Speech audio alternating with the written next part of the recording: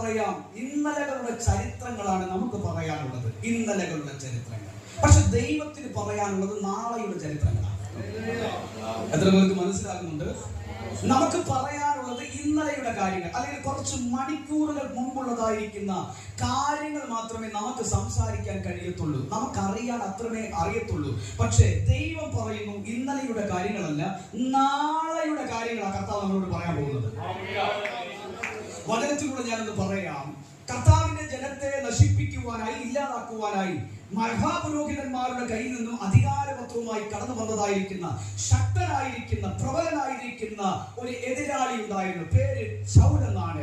ദമസ്കോസിനോട് അടുത്തതായിരിക്കുന്ന സമയത്ത് താൻ ഇതുവരെ കണ്ടിട്ടില്ലാത്തതായിരിക്കുന്ന, സൂര്യനേക്കാൾ മിന്നുന്നതായിരിക്കുന്ന ഒരു പ്രകാശം തന്റെ വാഹനത്തിൽ സഞ്ചരിച്ചതായിരിക്കുന്ന ഈ മനുഷ്യന്റെ മുഖത്തേക്ക് വന്ന് പ്രകാശം വീണപ്പോൾ അദ്ദേഹം ആ വാഹനമൃഗത്തിൽ നിന്ന് താഴെ വീഴുവാനിടയായിരുന്നു. ഏകദേശം 3 ദിവസത്തോളം കണ്ണു കാണാതെ ഇരിക്കുന്ന ഈ മനുഷ്യൻ അവിടെ ഇരുന്ന് പ്രാർത്ഥിച്ചു കൊണ്ടിരുന്നു. അദ്ദേഹം കണ്ടതായിരിക്കുന്ന ഒരു ദർശനമുണ്ട്, അദ്ദേഹം കണ്ടതായിരിക്കുന്ന ഒരു വെളിപ്പാടുണ്ട്. അനന്യാസ് എന്ന് പറഞ്ഞതായിരിക്കുന്ന ഒരു ഭക്തനായിരിക്കുന്ന മനുഷ്യൻ വന്ന് പ്രാർത്ഥിക്കുന്ന ഒരു പ്രാർത്ഥനയുടെ വെളിപ്പാട് പൗലോസ് കണ്ടുകൊണ്ടിരിക്കുകയാണ്. പക്ഷേ കർത്താവ് അനന്യാസിനെ വിളിച്ചിട്ട് പറഞ്ഞൊരു കാര്യമുണ്ട്. അനന്യാസേ, നീ പോക, ഇവിടെ അടുത്തുള്ളതായിരിക്കുന്ന ഒരു ഭവനത്തിൽ ശൗൽ എന്ന് പറഞ്ഞതായിരിക്കുന്ന, പൗലോസ് എന്ന് പറഞ്ഞതായിരിക്കുന്ന ഭക്തനായിരിക്കുന്ന ഒരു മനുഷ്യൻ പ്രാർത്ഥിക്കുന്നുണ്ട്. നീ അവന് വേണ്ടി പോയി പ്രാർത്ഥിക്കണം. ശ്രദ്ധിക്കണമേ, ഈ പറഞ്ഞതായിരിക്കുന്ന വാക്കുകൾ കേട്ടപ്പോൾ ഈ അനന്യാസ് പറഞ്ഞതായിരിക്കുന്ന ഒരു വാക്കുണ്ട്. കർത്താവേ, അത് നിനക്കറിയാം അവൻ ആരാണെന്ന്.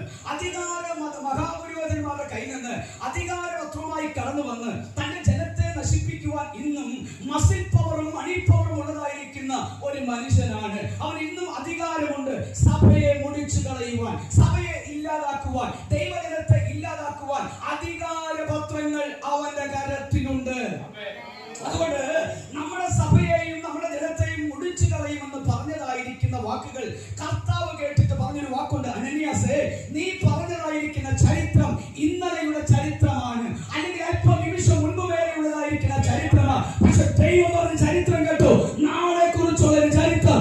അവൻ ഇസ്രായേൽ മക്കൾക്കും ജാതികൾക്കും എന്റെ ജനത്തിന് മുൻപാകെ ഞാൻ തെരഞ്ഞെടുത്തിരിക്കുന്ന, എന്റെ നാമം വഹിക്കുവാൻ തക്കവണ്ണം ഞാൻ തെരഞ്ഞെടുത്തിരിക്കുന്ന പാത്രമാണെന്ന് യേശു പറഞ്ഞെങ്കിൽ മനസ്സിലാകുന്നുണ്ട്. ഇന്ന് രാത്രി ഇന്നലകളിലെ ചരിത്രങ്ങൾ പറഞ്ഞ അനന്യാസിനോട് ദൈവം പറയുന്ന, നാളെ എനിക്ക് വേണ്ടി